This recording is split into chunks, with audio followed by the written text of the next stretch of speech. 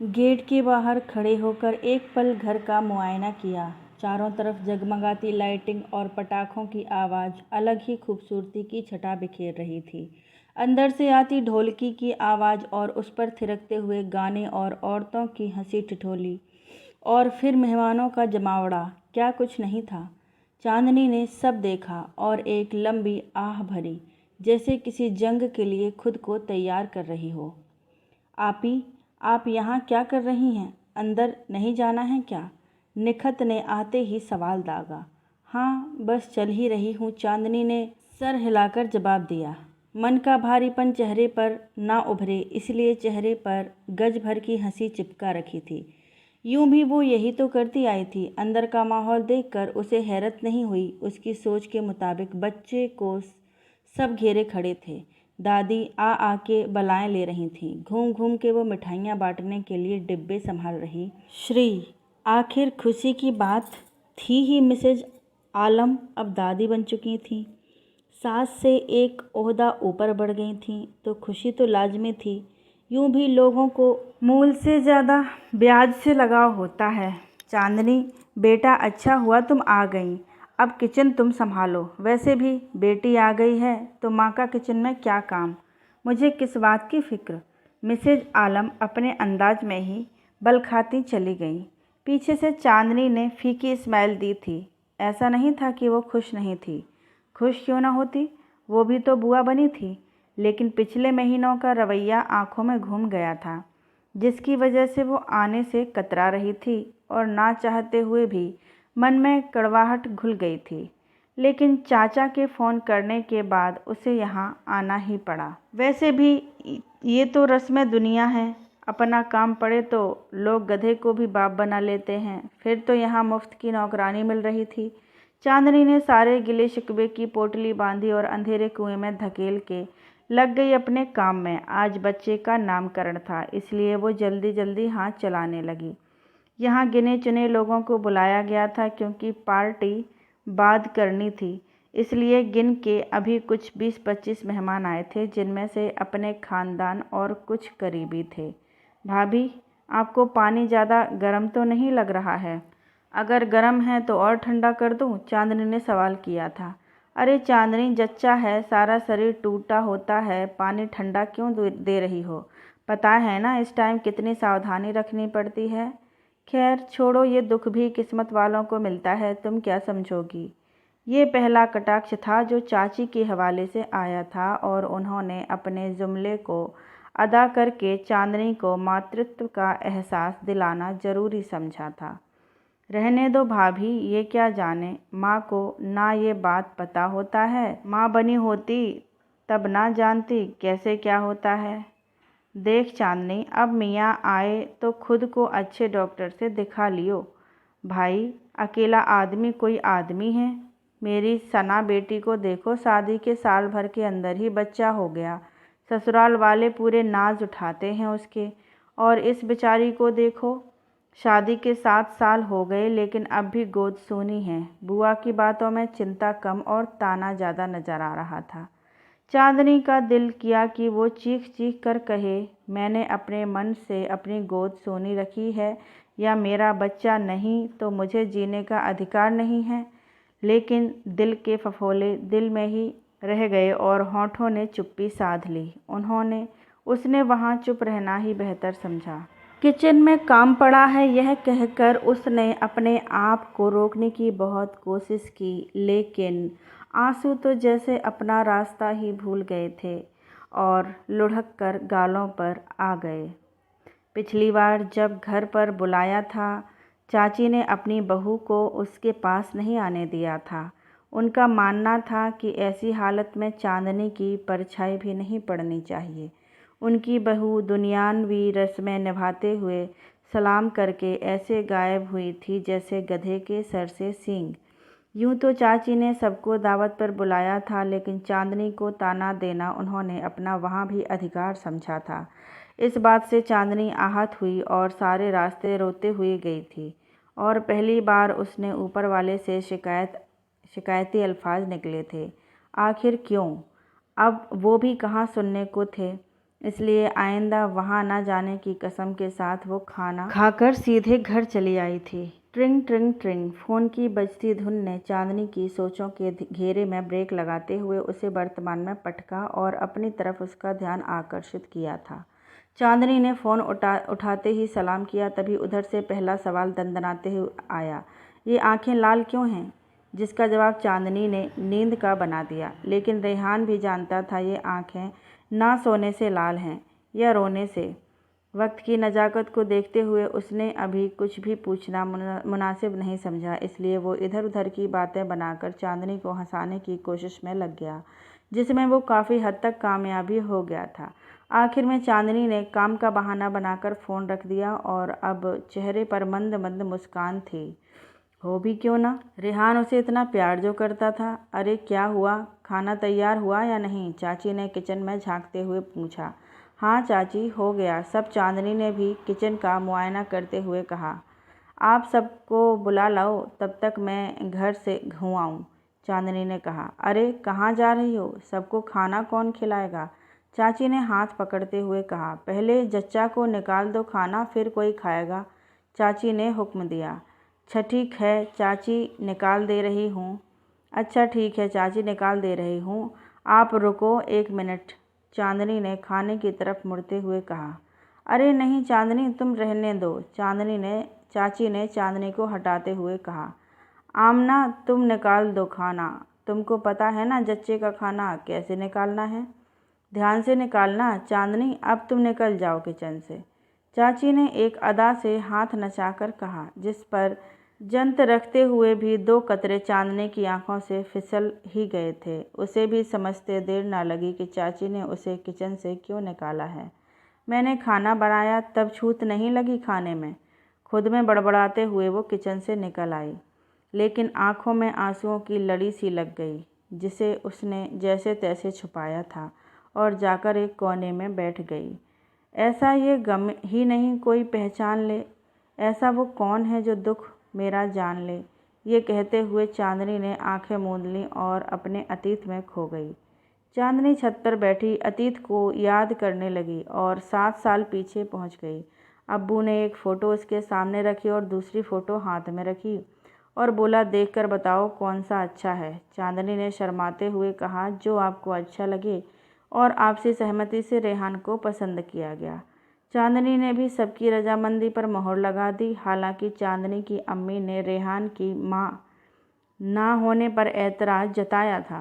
आखिर मां थी, इसलिए उनका चिंतित होना स्वाभाविक था। चांदनी के पिताजी ने सबकी राय की घर में और चांदनी की अम्मी की बातों पर गौर किया गया। सबने एक राय में बोला, जिसकी मां नहीं होती उसकी शादी नहीं होती क्या? चांदनी के अब्बू ने चांदनी को राय दी कि वो रेहान से बात करे और उसके मन मिजाज को जान ले। आखिर ज़िंदगी तो दोनों को ही बितानी है। चांदनी ने उनकी बात मान के रेहान से बात की, क्योंकि रेहान विदेश में नौकरी करता था, इसलिए मिलना मुमकिन नहीं था। सो फ़ोन ही एकमात्र सहारा था। धीरे धीरे बात करते हुए चांदनी और रेहान ने अपने दिल की अदला बदली भी कर ली। फिर इंतज़ार का दौर चला। रेहान किसी भी हालत में चांदनी को अपना बना लेना चाहता था, इसलिए उसने अपने वतन आने के लिए पर खोले। जल्दी जल्दी हाथ चलाओ, बारात किसी भी पर आने वाली होगी। ये चांदनी के अब्बू थे, जो सुबह से इधर उधर दौड़ भाग कर रहे थे। वो कोई कमी नहीं छोड़ना चाहते थे बेटी की शादी में। हर बाप की तरह वो भी सारे अरमान पूरे करना चाहते थे, इसीलिए खुद जाकर सारी तैयारियों का जायज़ा ले रहे थे। इधर रेहान के पांव ज़मीन पर नहीं टिक रहे थे। उसे लग रहा था कब वो पहुँचे और चांदनी को ले आए। हाल तो कुछ ऐसा चांदनी का भी था। सजी धजी वो दुल्हन के लिबास में सचमुच चांदनी बिखेर रही थी। आखिरकार सबका इंतज़ार ख़त्म हुआ और 3 खूबसूरत कबूल है कबूल है कबूल है लफ्ज़ ने चांदनी को रेहान का तकदीर बना दिया। कितना खूबसूरत है ना ये लफ्ज़, कबूल है कबूल है। रेहान की नज़रें सिर्फ चांदनी को निहार रही थीं, जिसे चांदनी ने भी महसूस किया था। चांदनी सबको रुला के बाबुल की चौखट छोड़ रेहान की हकदार हो गई थी और आँखों में सपने सजाए वो पिया के घर चली आई। रेहान उसका बहुत ख्याल रखता था। घर में उसको सास की थोड़ी कमी ज़रूर खलती थी, लेकिन रेहान ने उसे बखूबी पूरा कर रखा था। कुल मिलाकर रेहान एक अच्छा पति साबित हुआ। देखते ही देखते शादी के 2 महीने बीत गए। रेहान और चांदनी बहुत खुश थे एक दूसरे का साथ पाकर। कुछ दिनों से चांदनी की तबीयत बहुत खराब रह रही थी। उसे टाइफाइड हो गया था, जिसकी वजह से रेहान थोड़ा परेशान रहता था, लेकिन चांदनी उसे समझा देती थी। आखिरकार वो वक्त भी आया जब रेहान के जाने का वक्त हो गया। रेहान जाना नहीं चाहता था और चांदनी को ऐसी हालत में छोड़कर तो बिल्कुल नहीं। सारी रात रेहान और चांदनी की आंखों में बीती। दोनों नहीं चाहते थे इस रात की सुबह बस वक्त यहीं थम जाए, लेकिन वक्त था कि हाथ से रेत की तरह फिसलता जा रहा था। रेहान चांदनी को ढेरों हिदायतें और बातें समझा रहा था। चांदनी की तबीयत खराब देखकर पहले तो सबको लगा कोई खुशखबरी है, लेकिन चांदनी ने ये बात सिरे से खारिज कर दी। अपने शुरुआती दिनों में रेहान और चांदनी ने तय किया, हम पहले खुद इतना सशक्त बनेंगे ताकि ये जिम्मेदारी उठा सकें। आजकल के परिवेश में बच्चों को अच्छी परवरिश देना बहुत चुनौतीपूर्ण काम था, इसलिए दोनों ने तय किया हमें अभी बच्चा नहीं चाहिए। खैर, रेहान जाने के लिए भारी मन से तैयार हुआ, लेकिन चांदनी को देखकर उसका दिल टूट सा रहा था। ये बात चांदनी भी समझती थी, इसलिए उसने अपने चेहरे पे मुस्कान सजा ली थी ताकि रेहान कमज़ोर ना पड़े। रेहान ने चांदनी के माथे पर किस किया और कहा, अपना ख्याल रखना, सबसे मिलकर रहना। ये कहते हुए वो कमरे से निकल गया। चांदनी बस उसे खुद से दूर होते हुए ताकती रह गई। एक रोटी की खातिर कितने मजबूर हो गए। क्या देश, क्या घर-बार, सबसे दूर हो गए। रेहान के जाने के बाद उसका कई दिनों तक मन नहीं लगा। घर जैसे काटने को दौड़ता था। रेहान का भी कुछ यही हाल था, लेकिन वो अपने दिल को समझाकर चांदनी को कहता, बस कुछ दिन की बात है, ये दिन भी यूं ही निकल जाएंगे। रेहान और चांदनी ने अपनी तरफ से कोई कमी नहीं छोड़ी थी परिवार को जोड़े रखने में, लेकिन रेहान के जाने के कुछ दिन बाद से सबने अपने असली रंग दिखाने शुरू कर दिए थे। चांदनी पर पहला कटाक्ष उसकी चाची सास ने ये कहते हुए किया कि उनके खानदान में अभी तक कोई बहू ऐसी नहीं है जिसको इतना समय लगा हो बच्चा होने में। उनका ये जुमला चांदनी को नागवार गुजरा था। ना चाहते हुए भी वो चुप रही, क्योंकि जाने अनजाने में वो उनकी निजी ज़िंदगी में दखलंदाजी कर रही थी। अब वो सबसे थोड़ी ना कहती कि हमने अभी बच्चा नहीं करने का सोचा है, सो उसने चुप्पी साधना ही बेहतर समझा। एक दिन तो हद ही हो गई। जब अपनी जेठानी के बच्चे को गोद में उठाया तो उसकी बड़ी जेठानी ने ये कहते हुए बच्चा उसकी गोद से ले लिया कि बच्चे खिलाने का इतना शौक़ है तो खुद का पैदा करो।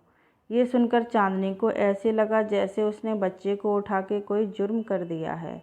उस दिन और आज के दिन तक उसने किसी बच्चे को गोद में नहीं उठाया था।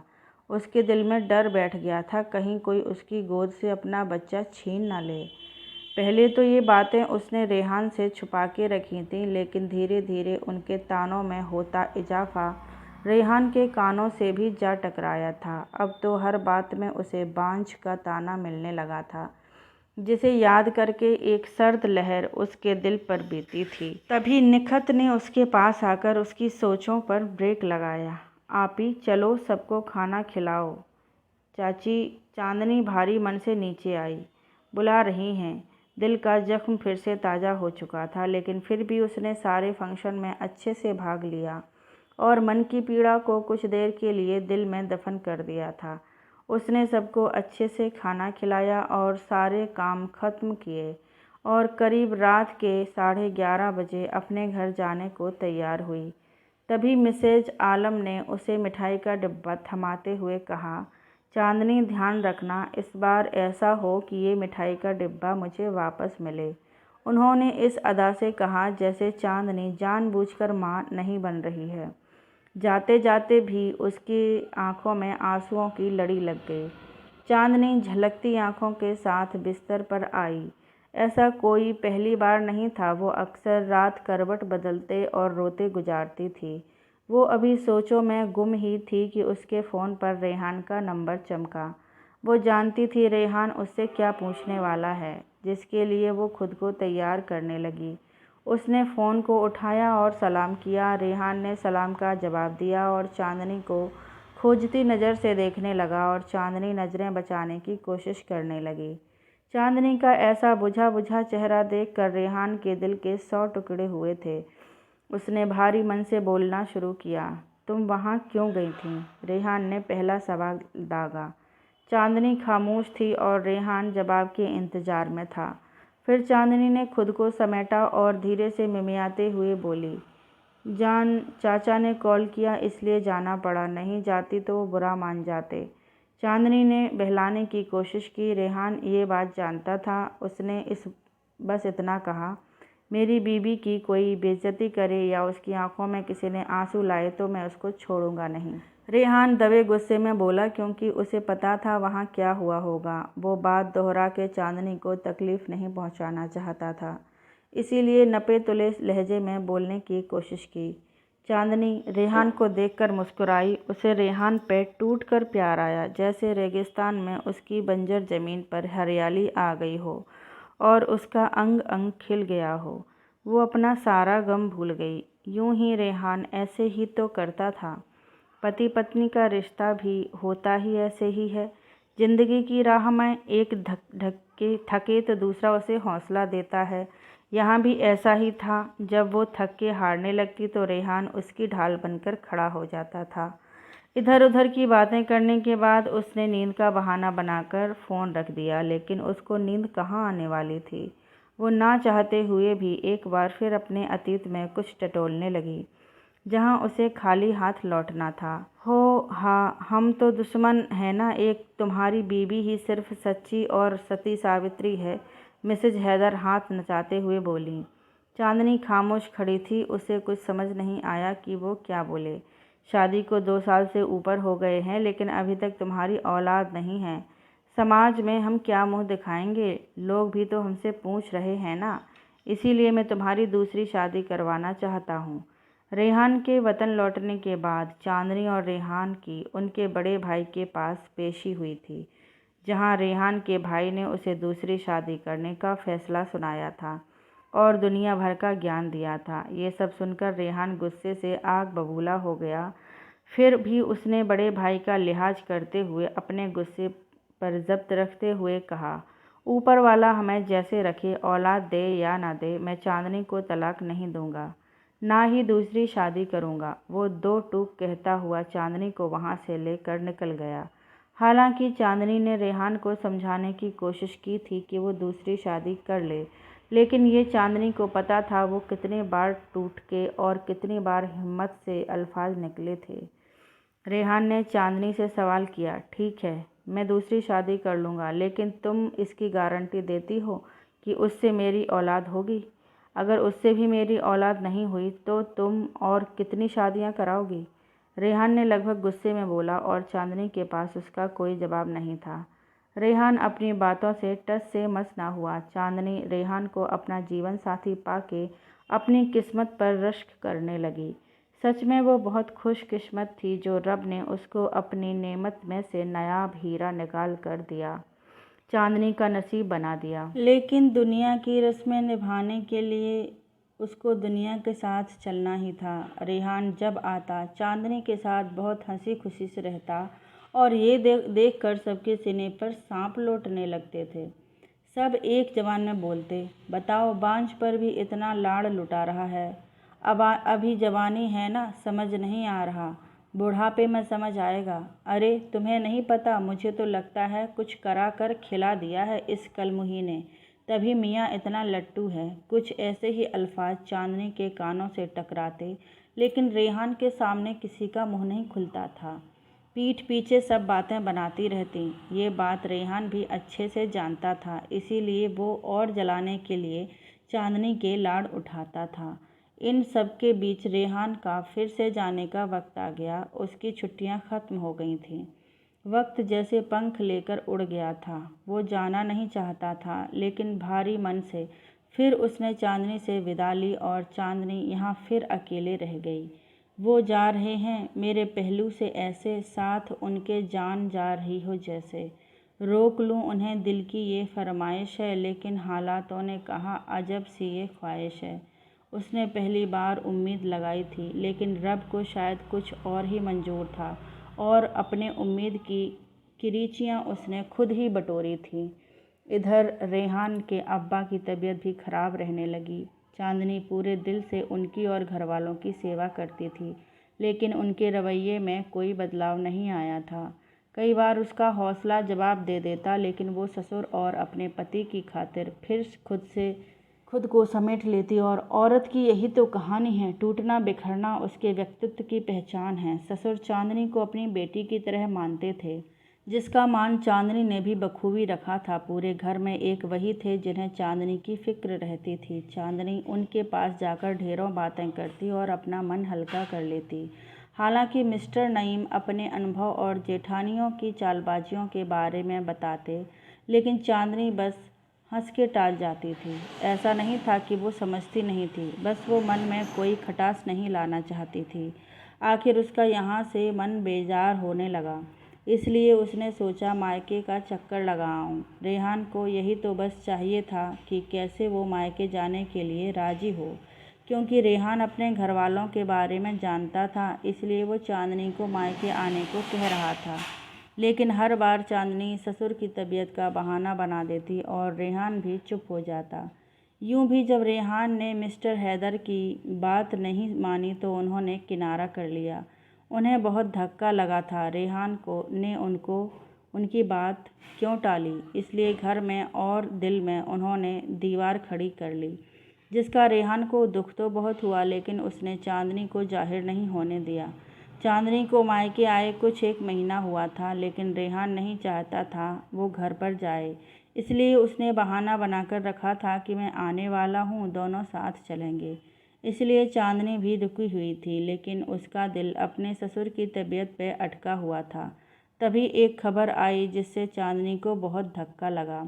चांदनी के ससुर बहुत सीरियस कंडीशन में हॉस्पिटल में भर्ती थे और वो लगातार चांदनी से मिलने को कह रहे थे।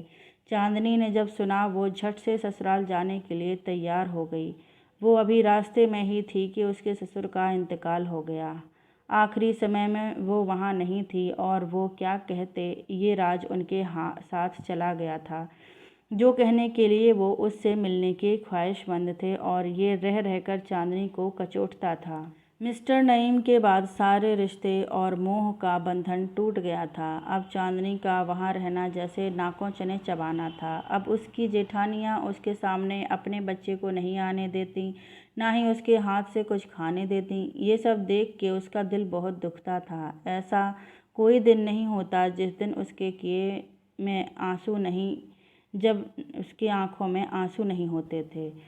अब ताने के तौर पर उसे रोज सुनने को मिलता, अगर बच्चा होना होता तो कैसे भी हो जाता। अरे बहन, पिछले जन्म का पाप है जो इस जन्म में मिल रहा है, पता नहीं कब बांझ का मुंह देखना छूटेगा। दिन रात हमारी छाती पर ही बैठी रहती है। बताओ, हमारी भी बहुएं आने वाली हैं, क्या प्रभाव पड़ेगा उन पर। उसे रोज ही ऐसे सुनने को मिलता था। जब उसकी जेठानियाँ मोहल्ले की औरतों के साथ मजलिस लगा कर बैठा करती थीं। अब चांदनी को इसकी आदत सी हो गई थी, लेकिन दिल कितना भी मजबूत क्यों ना हो, ऐसी बातें सुनकर दिल जख्मी हो ही जाता था। अब वो रेहान को अपने वतन आने के लिए जिद करने लगी। रेहान भी सब समझता था, इसलिए वो भी आने की कोशिश करने लगा। रेहान के आने से पहले उसने सारा चेकअप कराया, लेकिन उसमें कोई कमी नहीं निकली। ये बात सुनकर वो खुशी से फूली नहीं समाई, जैसे उसे जीने का मकसद मिल गया हो। डॉक्टर ने उसे समझाया, पति पत्नी को कम से कम 3 महीने साथ रहना ज़रूरी है, उसके बाद हम जान पाएंगे दिक्कत कहाँ आ रही है। उसने रेहान को बताया तो वो भी घर आने के लिए कोशिश करने लगा। वो भी जल्दी से जल्दी चांदनी के पास आ जाना चाहता था। रेहान अपने वतन लौट आया था और इस बार दोनों ने एहतियातन डॉक्टर को भी दिखाया था। इस बार उन दोनों को पूरी उम्मीद थी कि कोई अच्छी खुशखबरी मिलेगी। तभी रेहान के भाई का रिश्ता तय हुआ और उन दोनों को वहां जाने के लिए रवाना होना पड़ा। हालांकि चांदनी थोड़ा जाने से हिचकिचा रही थी, वो जाना नहीं चाहती थी, लेकिन वो रेहान का मुंह देखकर जाने के लिए तैयार हुई। यूं भी जब मिस्टर नईम की जब तबीयत बिगड़ी थी। वो चांदनी से कहा करते थे कि वो सबका शादी ब्याह कर दिए हैं, पता नहीं वो जिंदा रहें या ना रहें, उनके छोटे बेटे का भी शादी करके उसका घर बस जाए बस। वही बातें चांदनी याद करके बेमन से जाने के लिए तैयार हुई। वहाँ ससुराल में रेहान को देखते ही बड़े भैया लोगों ने अपने हाथ झटक लिए और सारे पैसे रेहान को ही लगाने थे। रेहान थोड़ा परेशान हुआ कि उसने कभी शादी ब्याह की जिम्मेदारी नहीं उठाई है, वो कैसे सब करेगा। रेहान ने दूसरी शादी से मना कर दिया था, इसलिए बड़े भाई उससे खफा रहते थे और उन्होंने सारे कामों से अपना पल्ला झाड़ लिया था। ये बात रेहान बखूबी समझता था। उसको थोड़ा दुख हुआ, फिर उसे अपने पापा की कही बात याद आ गई, इसलिए अपना फ़र्ज़ समझकर उसने अपने छोटे भाई की शादी करने का बीड़ा उठाया। इधर चांदनी की कुछ दिनों से तबीयत ठीक थोड़ी ख़राब रहने लगी थी। काम के चक्कर में वो ध्यान नहीं दे रही थी। घर में इतना सारा काम फैला हुआ था, उसे समझ ही नहीं आ रहा था कि वो कैसे क्या करे। अरे चांदनी, तुम ठीक तो हो? क्या हुआ है तुम्हें? रेहान ने घबराते हुए पूछा। पता नहीं जान, बहुत सर चक्कर दे रहा है, थकावट सी लग रही है, अजीब सा जी हो रहा है, चांदनी ने बताया। काम के चक्कर में तो बिल्कुल खाना पीना ही त्याग दिया है तुमने।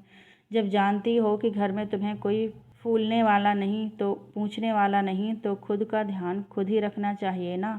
मैं कहाँ कहाँ देखूँगा। रेहान थोड़ा झुंझलाते हुए, थोड़ा परेशान होते हुए बोला।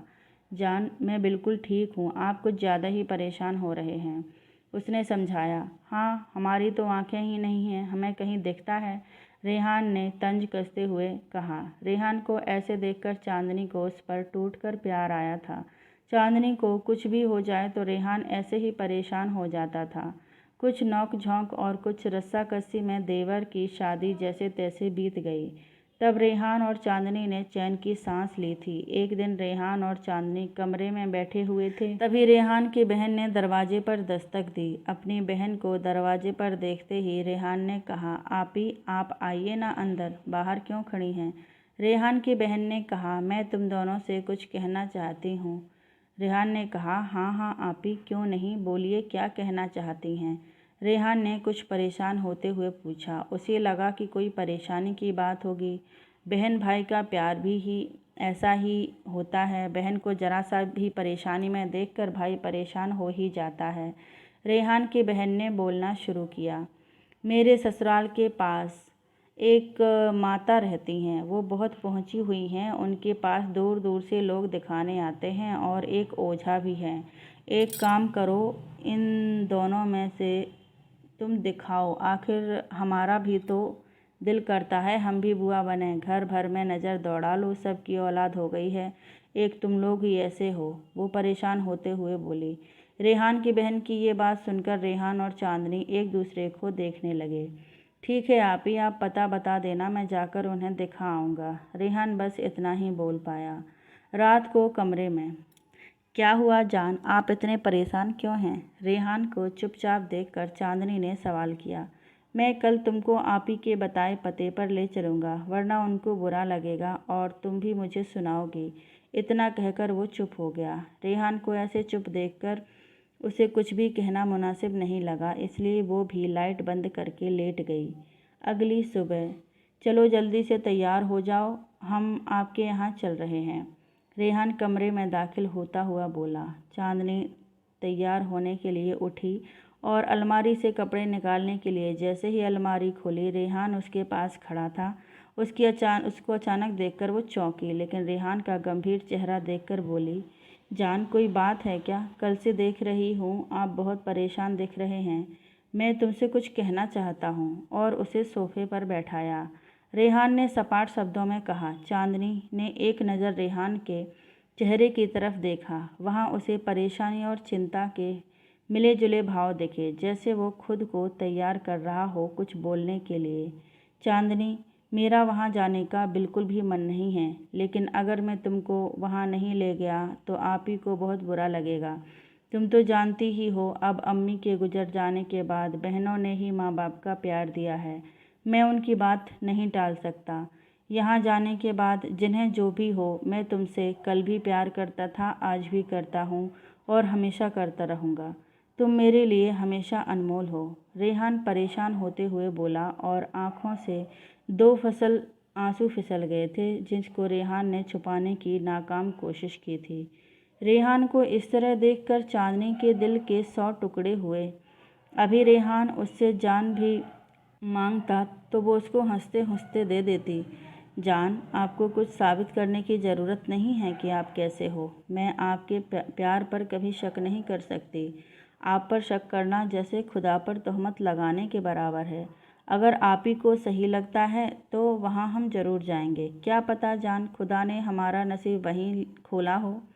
उसने रेहान को गले लगाते हुए कहा। रेहान पहले चांदनी को ओझा के पास लेकर गया। उन्होंने दवाई दी और कुछ बातें बताईं। उसके बाद वो चले आए। रास्ते में उन्हें एक बच्चा रोता दिखा। उन्होंने गाड़ी रोककर देखा तो एक औरत अपने हस्बैंड से झगड़ा कर रही थी। वहीं पास में बैठा बच्चा रो रहा था। मालूम करने पर पता लगा कि पति खाता पीता है और वो बच्चे के दूध के पैसे की भी दारू पी गया था। नशा भी कैसी चीज़ है जो इंसान को अपने अलावा कुछ नहीं दिखता है। बच्चे को ऐसे रोता देख रेहान का दिल बुरी तरह दुखा था। उसने जेब से पैसे निकाले और महिला के हाथ में थमा दिया और कहा, बहन जाओ, इसके लिए दूध ले आओ और अपने घर के लिए भी कुछ खाने पीने का सामान ले आना। उसने उसके हस्बैंड को भी हिदायत दी कि आइंदा ऐसा नहीं होना चाहिए।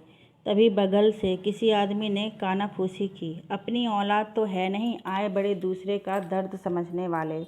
भाई पैसे वाले हैं, पैसों की कोई कमी थोड़े ही ना है। अब दिखावा करने के लिए पैसा कहीं ना कहीं तो खर्च करेंगे ही। दूसरे आदमी ने तंज किया। ऊपर वाले का खेल भी अजीब है। जो औलाद की कद्र करते हैं उनकी गोद सोनी रखी है। जिसे उसकी कदर नहीं है उसे औलाद दे रखी है। चांदनी ने सोचा। तभी रेहान उसके पास आया और उसकी सोचों का सिलसिला टूटा और दोनों घर की तरफ रवाना हो गए।